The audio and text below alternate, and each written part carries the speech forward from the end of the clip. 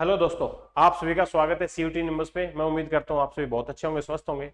और आज के इस लॉजिकल रीजनिंग सेशन में आप पढ़ेंगे आपका next topic, that is calendar. ठीक है, तो हमने जैसे कि इस लक्ष्य बैच में एक फ्री क्लासेस आपको प्रोवाइड कर रहे हैं, उसमें सारा टॉपिक आपको कवर कर रहे हैं। ठीक है, तो इसमें आपका क्लॉक एंड कैलेंडर में आज आप पढ़ने वाले हैं कैलेंडर पार्ट। ठीक है, और चलिए सेशन को स्टार्ट करते हैं बिना देरी किए हुए। तो चलिए देखिए, व्हाट इज कैलेंडर। कैलेंडर है क्या? जैसे कि कैलेंडर नाम सुनते ही पता आते हो, कैलेंडर आती है डेट क्या है, आज की तारीख क्या है ना। जैसे जो भी आज की तारीख है, आज की तारीख, पीछे की तारीख, या मैं बोलूं 4 दिन पहले कौन सा दिन था, आज से 8 दिन बाद कौन सा दिन होगा, 10 दिन बाद क्या होगा, इस टाइप का क्वेश्चन आपके माइंड में आए होंगे, आपने देखे भी होंगे। ठीक है, तो सबसे पहले देखते हैं calendar. A calendar is a chart or series of pages showing the days, weeks and months of a particular year or giving particular season information। ठीक है, हमें चाहिए वो डेज के बारे में इंफॉर्मेशन गिवन हो, वीक्स के बारे में या मंथ के बारे में गिवन हो, उससे रिलेटेड आपने को क्वेश्चन मिलते हैं। ठीक है, तो कैलेंडर जब भी आप पढ़ते हैं तो मेन एक चीज होती है यहाँ पे क्या, ओड डेज। ओड डेज का बड़ा ही इंपॉर्टेंट रोल है जब आप कैलेंडर करेंगे। ठीक है, what is odd days? Odd days है क्या भाई? ठीक है, ओड डेज, ओड डेज होते हैं डेज एक्स्ट्रा देन वीक। जैसे मैं बोलता हूं कि 10 दिन है, 10 दिन को मैंने वीक बनाने के लिए 7 से डिवाइड करूंगा। क्यों? क्योंकि एक वीक में 7 डेज होते हैं, 7 1 7, ये एक वीक बना, 1 वीक और रिमाइंडर 3, तो ये 3 एक्स्ट्रा दिन बचे, that is called odd days, extra दिन। ठीक है जी, that is called odd days. Understood? तो ये चीज है। चले आगे, नेक्स्ट देखो, अब देखते हैं बेसिक स्ट्रक्चर क्या है कैलेंडर का। ठीक है, एक चीज मैंने बताई ओड डेज, जो कि बड़ा ही इंपॉर्टेंट पार्ट है कैलेंडर के हिसाब से, वो ध्यान रखना है आपको। और क्या क्या चीजें कब कितने ओड डेज होंगे, मंथ में, वीक में, 2 वीक्स में, कौन से महीने में कितने हैं, ये शॉर्टकट चीजें में वो सारी अपन डिस्कस करेंगे अपन। तो कुछ बेसिक चीजें पढ़ते हैं पहले, आगे डिस्कस करने से पहले। देखो, सबसे पहले तो ऑर्डिनरी ईयर और लीप ईयर, दो चीज होती है। क्योंकि आपको पता होगा फरवरी आती है साल में, कुछ फरवरी ऐसी होती है जहां पे 28 डेज होते हैं, कुछ फेब ऐसी होती है जहां पे 29 डेज होते हैं। बाकी महीनों के दिन होते हैं वो फिक्स होते हैं हर महीने, है ना। बाकी महीने में जनवरी में 31 दिनों में, मार्च में 31, अप्रैल में 30, मई में 31, जून में कितना 30, जुलाई में 31, अगस्त में 31, ठीक है, सितंबर में 30, अक्टूबर में 31, नवंबर में 30, दिसंबर में 31, ये फिक्स है। बस फरवरी का फर्क होता है, या 28 होगा या 29 होगा। 29 कब होता है? जब लीप ईयर होता है। जिस फरवरी में 29 डेज होते हैं that is called leap year. और ऐसा ईयर जिसमें फरवरी 28 दिन के उसको बोला जाता है ऑर्डिनरी ईयर, या सिंपल भाषा में बोल दें तो नॉन लीप ईयर। अंडरस्टूड? तो ऑर्डिनरी ईयर, देखो, any year which has 365 days is called an ordinary year. Example 1879, 2009 and 2019 etcetera. और लीप ईयर क्या बनेगा? Any year which have 366 days. एक दिन बढ़ गया ना, देखो नॉर्मल ईयर में 365 होते हैं, एक दिन बड़ा किस वजह से? जिसमें फरवरी 29 की है, that is 366 days is called a leap year. Example 2012, 16, 2020 etcetera. अब आपको ये पता कैसे लगे कोई भी साल लीप ईयर है? देख के याद थोड़ी रख सकते हैं सारे। तो जो भी ईयर हो ना, वो 4 से अगर कंप्लीट डिवाइड हो रहा है उस ईयर का नंबर, तो that is mean that year is called leap year. ठीक है, जैसे 2012 में ये 4 से एग्जैक्ट डिवाइड हो जाएंगे, सारे एग्जैक्ट होंगे, ये 4 से कोई भी डिवाइड नहीं होता। ठीक है, बट इसमें भी एक कैच है, क्या कि सेंचुरी ईयर, एक और इसमें यहाँ पे लिखा हुआ है कि नहीं पता नहीं, मैं आपको लिख देता हूं यहाँ पे। चलो, पॉइंट नंबर 5, सेंचुरी ईयर। ठीक है जी, सेंचुरी ईयर। सेंचुरी ईयर क्या होगा? That comes after every 100 years. ठीक है, that comes after every 100 years, हर 100 सालों के बाद। और वो कौन सा होगा? जो 100 से डिवाइड होगा। जैसे अब मान लो 2000 था, आज चल रहा है 2025, तो 2000 था वो क्या था? सेंचुरी ईयर था। 2000 से पहले 1900 आया था, वो सेंचुरी ईयर था। ठीक है, ऐसा ईयर जो 100 का मल्टीपल हो, हर 100 साल बाद आने का मतलब आज 2025 है तो 3025 है, वो भी 100 सालों बाद आएगा, इसका मतलब वो सेंचुरी ईयर नहीं है। मतलब जो हर 100 साल तो बाद आएगा, बट जो 100 का मल्टीपल भी हो, ये ध्यान रखना है। जैसे इससे पहले 1900 था, 1900 से पहले क्या है? 1800 था, ऐसे ऐसे था। अब 2025 चल रहा है तो आगे 2100 भी आएगा, 2099 कंप्लीट होगा, फिर क्या आएगा? 2100 आएगा, वो सेंचुरी ईयर होगा। ठीक है, तो यहाँ पे मैंने बोला था कैच वाली क्या बात है, सेंचुरी ईयर होगा वो मैंने बता दिया।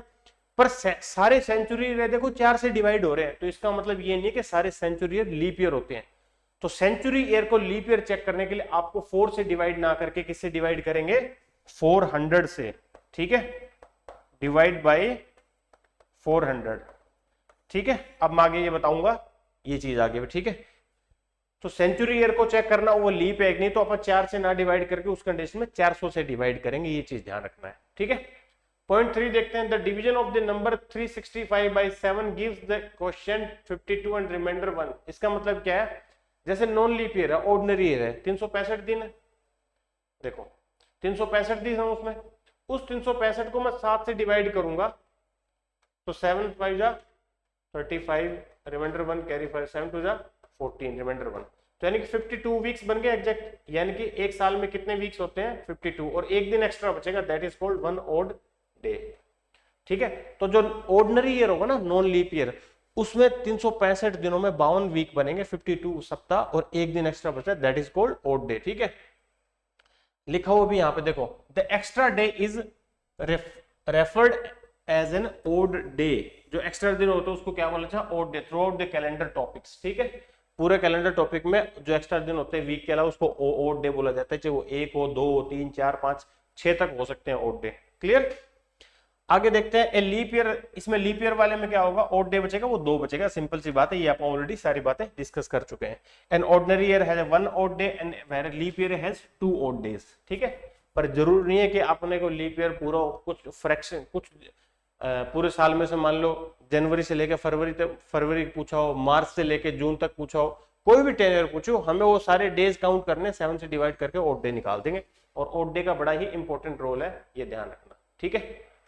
अब देखो एक चीज और बताता हूं, टाइप्स ऑफ क्वेश्चन, ठीक है।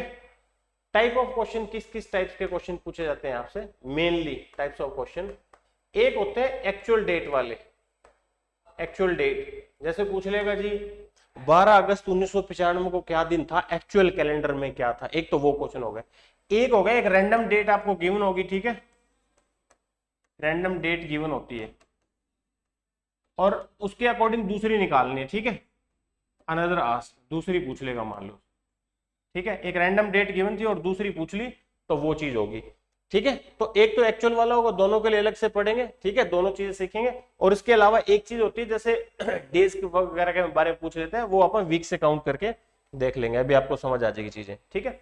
तो देखो कैसे करना है, देखो, if the day after tomorrow is Wednesday, then what day of the week it to be on 3 days after the day after tomorrow, ठीक है। जैसे सिंपल चीज आएगी, जैसे सिंपल मतलब जैसे जैसे चीजें आएगी मैं आपको बताते हुए चलूंगा कैसे क्या करना है, ठीक है।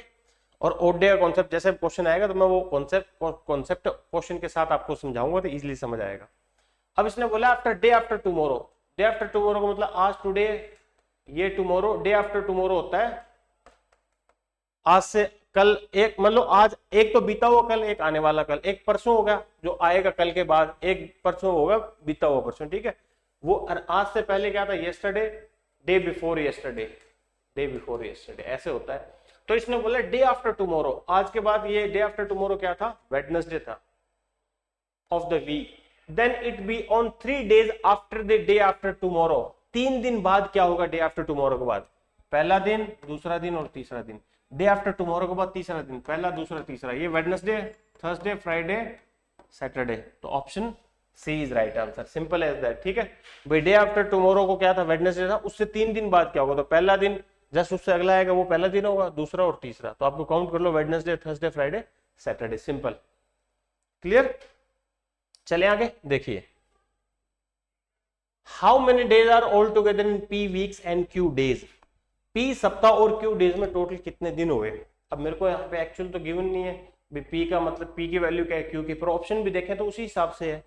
मैं बोल दूं कि 10 सप्ताह और 2 दिन में कितने दिन हो गए, तो आप सप्ताह को डेज बनाने के लिए क्या करोगे, 7 से मल्टीप्लाई ना, तो कितने वीक है, पी वीक है, तो 7 इंटू पी, ये टोटल दिन हो गए, प्लस कितने और डेज है, क्यू, तो 7p प्लस क्यू, ये हो जाएगा आंसर, 7p प्लस क्यू, तो 7p plus Q days, option C is right answer, simple as that. क्योंकि जो वीक है उसकी वैल्यू हमें पता ही नहीं है ना कितने वीक है, 2 वीक 4 वीक होता तो मैं 7 से मल्टीप्लाई करता हूँ, यहाँ वीक का मतलब पी है तो आप पी रखेंगे, वेरिएबल में दे रखा है, ठीक है। चलिए जी आगे बढ़ते हैं, क्या बोलता है क्वेश्चन में, it was Sunday on Jan 1 2006, what was the day of the week on Jan 1 2010। 1 जनवरी 2006 को कौन सा दिन है भैया, इसने बोल दिया संडे, ठीक है। और जनवरी 1 2010 को कौन सा दिन होगा, जैन 1 2010 को कौन सा दिन रहेगा, ये चीज है, ठीक है।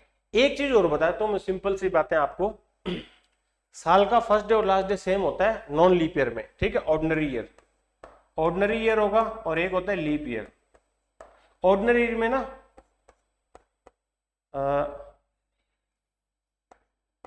फर्स्ट जैन और 31 दिसंबर दोनों सेम होते हैं, ठीक है, सेम।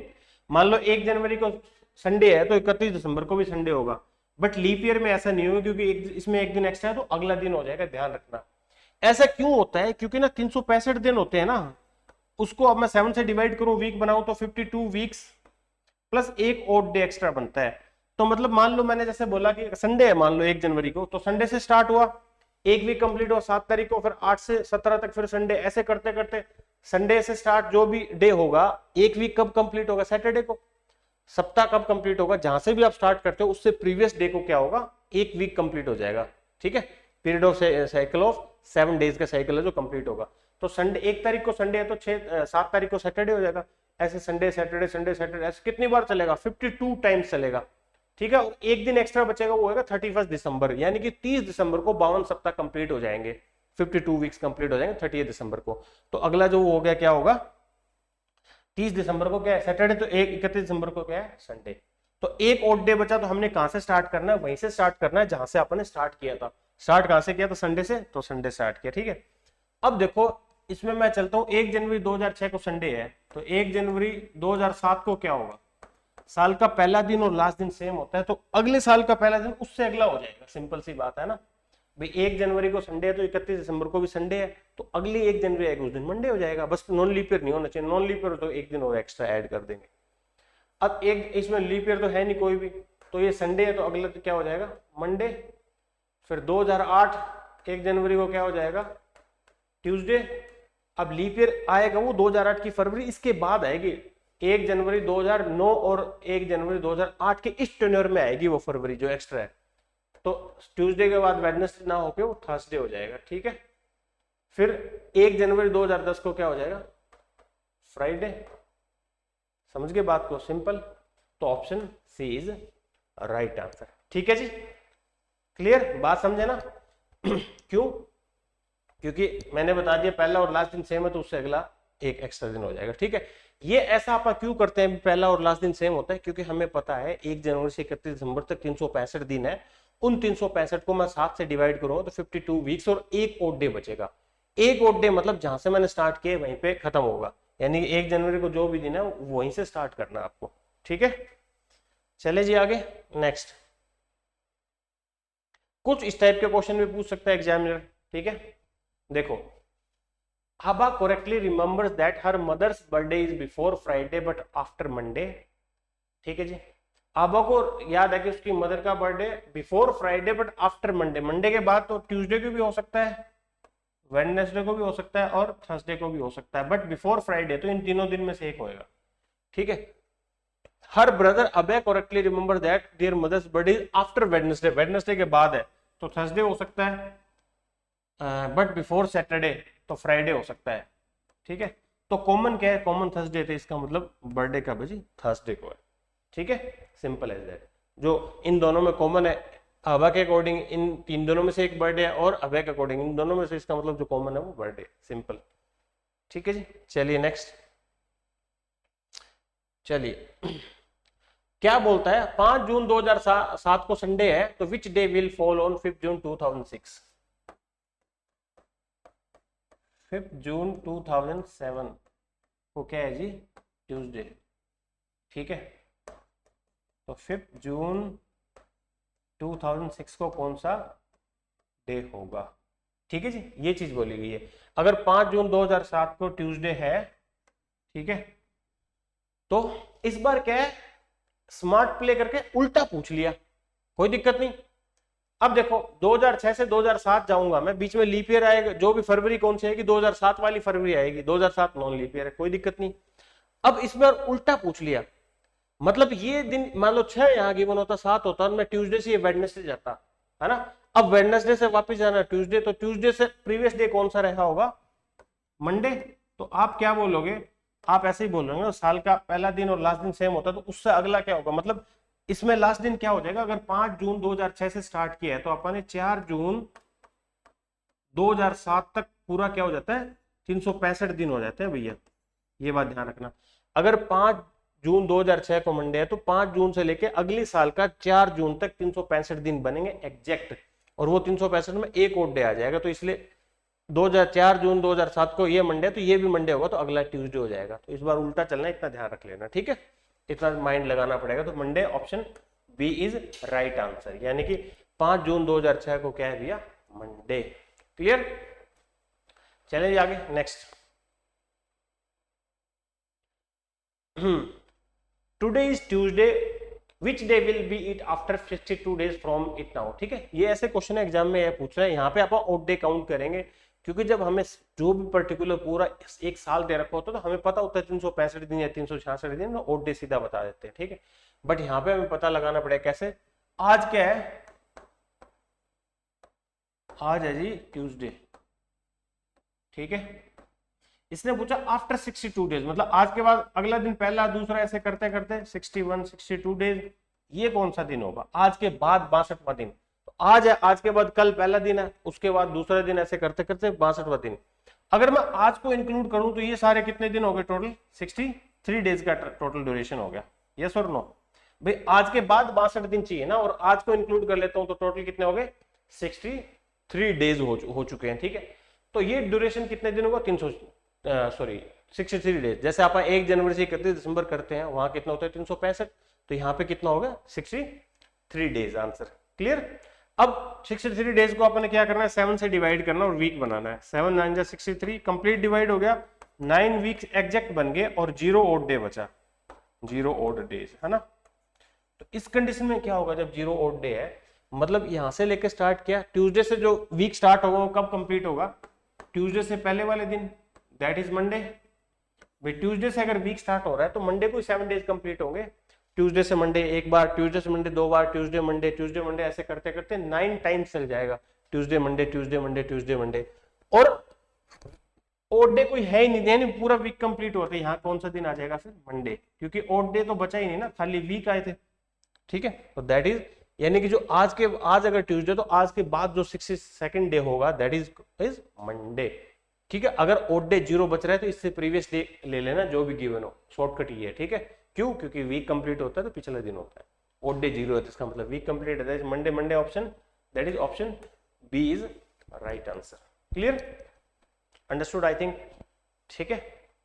अब कई बार ना एक चीज और बताया हूं, जैसे ज्यादा काउंट करने पड़ जाते हैं ना, ऐसा कुछ है क्या, हाँ इस क्वेश्चन में देखते हैं। जैसे इसमें ना कुछ बहुत सारे दिन काउंट करने पड़ेंगे, तो आप कैसे काउंट करोगे, ठीक है। जैसे मैं लिख देता हूँ 10 जनवरी 2005 को क्या है जी, 10th Jan 2005 को है वेडनेसडे, और 18 जुलाई 2005 को पूछा है, ठीक है जी, कौन सा दिन रहेगा ये पूछा है। अब देखो जनवरी के कुछ दिन है, फरवरी मार्च अप्रैल मई जून, बहुत सारे दिन हो गए, तो आप पूरे दिन नहीं लेंगे, वो क्यों, मैं देखो कौन से दिन काउंट करूंगा, जैन फेब मार्च अप्रैल मई जून जुलाई, ठीक है। अब देखो आपको एक बात समझनी है, ना पूरी जनवरी है ना पूरी जुलाई है, बाकी फरवरी है वो पूरी है, 2005 नॉन लीप ईयर है, तो फरवरी के 28 दिन, मार्च के 31 दिन, अप्रैल के 30, मई के 31, जून के 30 और जुलाई के 31 दिन, सॉरी जुलाई तो कंप्लीट नहीं ले रहा, ठीक है। अब आप इस तरीके से नहीं लिखेंगे, आप क्या है सोच के लिखेंगे, देखो जनवरी में 31 दिन होते हैं, 31 को आप 7 से डिवाइड करेंगे, 7 4 28, रिमाइंडर 3, तो मैं जनवरी लेता तो 3 लिखता सीधा ऑड डे, 28 कंप्लीट डिवाइड हो रहा है तो मैं ऑड डे 0 लिखूंगा, 31 है जहां पे 3, 30 है वहां पे 2, क्योंकि 30 को आप डिवाइड करके देखो 7 से, ठीक है। तो आपको जहां पे भी 31 वाला महीना है, पूरा महीना आ रहा है, तो ऑड डे 31 ना लिख के 3 लिखना है, क्योंकि अल्टीमेटली तो डिवाइड ही करना है हमें 7 से लास्ट में, तो पहले ही डिवाइड कर दो, 30 वाले महीने में 2 लिखना है, 28 वाले में 0, 29 वाले में 1। अब जुलाई के कितने दिन लेने, 1 जुलाई से 18 जुलाई। 18 को 7 से डिवाइड करोगे तो कितना आ जाएगा भाई, 7 टू 14, रिमाइंडर 4, 18 में 14 गया 4। और जनवरी के दिन कहां से लेने, देखो जनवरी में 31 दिन होना है, 31 में से अब 10 माइनस मत कर देना, क्योंकि 10 जनवरी इंक्लूड है, तो 10 से लेके 31 तक मेरे को चाहिए जनवरी के दिन। तो मेरे को कौन से दिन जनवरी के नहीं लेके चलने, दैट इज 1 to 9। 1 जनवरी से 9 जनवरी नहीं लेना, जनवरी में 31 दिन होते हैं, उसमें से 9 डेज माइनस कर दो, तो कितना हो गया 22। ठीक है, 22 दिन जनवरी के लेके चलेंगे आप, अगर 10 तारीख से लेके चलते हैं, क्योंकि जो अपन देखो जब 1 जनवरी लेते हैं तो 1 जनवरी भी तो इंक्लूड करते हैं, तो जहां पे भी जो डे गिवन हो, तो इसमें बच्चे कई बार गलती करते हैं। ठीक है दोस्तों, तो ये ध्यान रखना है क्या कि वो दिन उससे पहले वाले दिन निकाल लो, 1 2 3 4 5 6 7 8 9 जनवरी तक नहीं लेना, 10 यानी कि 31 में 9 माइनस कर दो 22। 22 को फिर मैं 7 से डिवाइड करूंगा तो कितना बनेगा, 1 बचेगा। तो आगे से एग्जाम में जब भी लिखो तो ये चीज नहीं लिखनी, ये मैंने आपको समझाने के लिए लिखी है, आपको चीजें ये लिखनी है। अब इनको जोड़ो, 7 से डिवाइड करो, 4 और 3 7, तो पहले काट लो, 2 और 2 4 3 7, 1 बच गया, रिमाइंडर 1 है, रिमाइंडर 1। अब ऑड डे बच गया 1, इस पूरे टेन्योर में ऑड डे 1 है, तो हमें ऑड डे 1 हुआ तो कौन सा दिन हो जाएगा, यही दिन हो जाएगा सेम, दैट इज वेडनेसडे।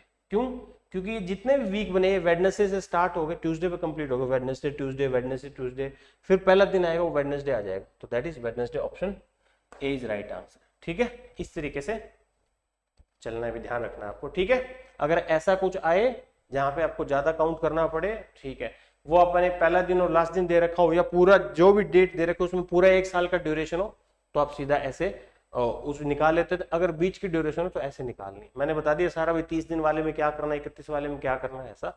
और यहाँ पे मैंने ऐसे क्यों काटा है, क्योंकि अल्टीमेटली इनको जोड़ के मैं 7 से डिवाइड ही करूंगा, तो पहले 7 का सम जो बन रहा था उसको मैंने उड़ा दिया, पहले 4 दिन 7, इसको जोड़ते तो 15 आता, 15 को 7 से डिवाइड करते 1 ही बचता, तो इससे पहले कम कर लो, पहले जोड़ो फिर डिवाइड करो, इससे अच्छा पहले ही हटा दो, जोड़ना ही मत पड़े। ठीक है, और एक और डे आएगा तो वहीं से स्टार्ट करेंगे जो डे गिवन हो, ये मैंने बता दिया। ठीक है, याद करने के लिए अगर किसी को चीज समझ नहीं आती, किसी को कई बार ना याद ही करना होता है, तो ऐसे करना है, यहाँ से स्टार्ट करना है। ठीक है, बट क्यों होता है मैं ऑलरेडी वो बता चुका हूँ। ठीक है, चलते हैं आगे फिर। ओके, ये आ चुका है, देखो, एक first Monday of April 2006 was on which date, ये कौन सा आ गया, एक्चुअल डेट वाला क्वेश्चन पूछा है यहाँ पे इसने। पहला मंडे अप्रैल 2006 का कौन सा आएगा, तो जो भी होगा आप क्या करते हैं, एक बार 1 अप्रैल 2006 को जो भी दिन है वो निकाल लेते हैं। ठीक है, 1 अप्रैल 2006 को जो दिन है, फिर उससे बता सकते हैं ना मंडे कब आएगा। ठीक है, कई बार डायरेक्ट जो भी डेट भी पूछ सकता है, तो ये हो गया एक्चुअल वाला क्वेश्चन। ये क्या है, एक्चुअल डे कौन सा था उस दिन। ठीक है, एक्चुअल डे कौन सा था भैया उस दिन, तो एक्चुअल वाले में आपको क्या करना है, थोड़ी सी मैं बात बता देता हूँ एक्चुअल में।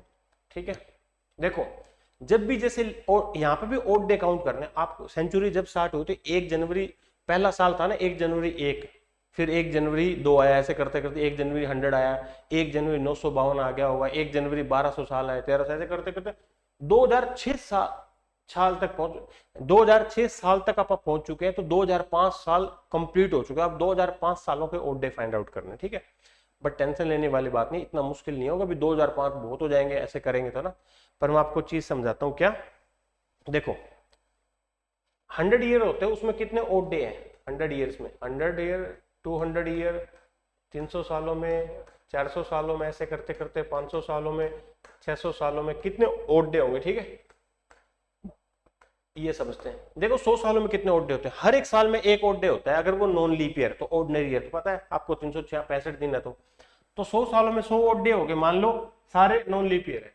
अब लीप ईयर कितने इन 100 ईयर्स में से, 100 को मैं डिवाइड करूंगा किससे, 4 से, तो 25 फॉर द 100, बट 25 नहीं है 24 है। क्यों, क्योंकि जो 100 आएगा वो 4 से डिवाइड ना होकर 400 से होगा, क्योंकि वो सेंचुरी ईयर है।